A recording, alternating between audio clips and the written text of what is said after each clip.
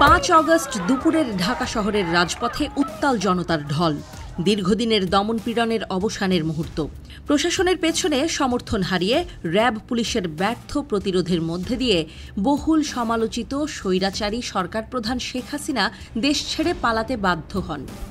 বিশেষ বিমানে তিনি পাড়ি জমান। তখনই শুরু হয় জল্পনা, তিনি যাচ্ছেন কোথায়। সন্ধ্যার ঠিক আগে ভারতের হিন্দন এয়ারবেজে নামানো হয় তার বিমানটি। সেখান থেকে দিল্লির একটি অজ্ঞাত নিরাপদ স্থানে নিয়ে যাওয়া হয় ফ্যাসিস্ট হাসিনাকে।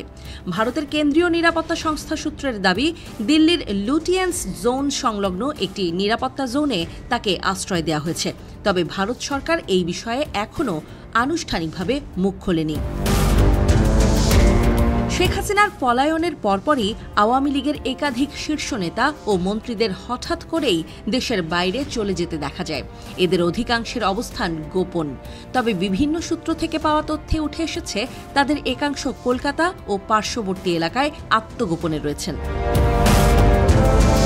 কলকাতা ভিত্তিক দুটি সংবাদ মাধ্যম সম্প্রতি আওয়ামী লীগের সাধারণ সম্পাদক ওবায়দুল কাদেরের একটি অডিও সাক্ষাৎকার প্রচার করে। যদিও তিনি কোথা থেকে সাক্ষাৎকার দিয়েছেন সেটি নিশ্চিত হওয়া যায়নি। তবে একাধিক সূত্র বলছে, তিনি বর্তমানে রাজারহাট নিউ টাউনের অভিজাত সঞ্জীবা গার্ডেনে অবস্থান করছেন। তার সঙ্গে একই আবাসনে আশ্রয় নিয়েছেন ঢাকা 13 আসনের সংসদ সদস্য জাহাঙ্গীর কবির নানক ও সাবেক স্বরাষ্ট্রমন্ত্রী আসাদুজ্জামান খান কামাল।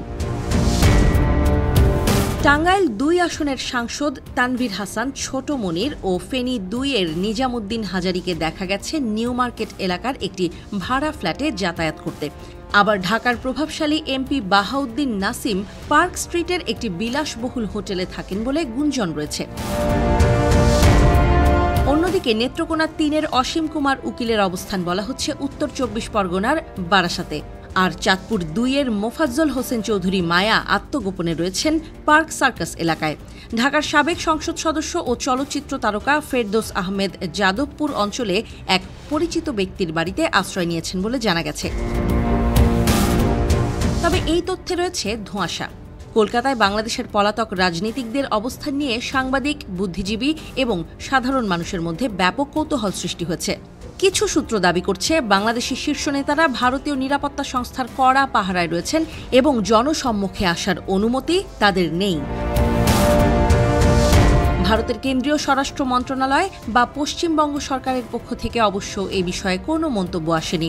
তবে রাজনৈতিক মহলে গুঞ্জন, বাংলাদেশে ক্ষমতার পরিবর্তনের 1 বছর পেরিয়ে গেলেও এইসব নেতারা এখনও আত্মগোপনে কেন এবং তাদের ভারতে আশ্রয় দেওয়ার প্রকৃত কারণ কি, তা নিয়ে প্রশ্ন উঠেছে।